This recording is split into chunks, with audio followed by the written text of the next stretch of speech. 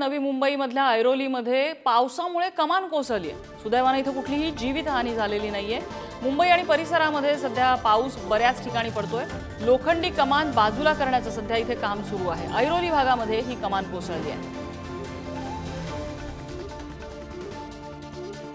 जोरदार पाऊस नवी मुंबई भागामध्ये होतोय आणि त्याचाच परिणाम या कमानीवरती झाला आणि त्यामध्ये लोखंडी कमान कोसळलेली आहे।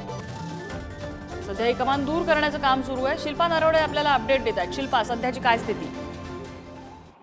नम्रता, जून महिन्याची सुरुवात झाल्यापासून नवी मुंबई शहरामध्ये रिमझिम पावसाला सुरुवात झालेली आहे आणि आज देखील सकाळपासून ढगाळ वातावरण होतं। रिमझिम पाऊस हा गेल्या 2 तासांपासून सुरू आहे।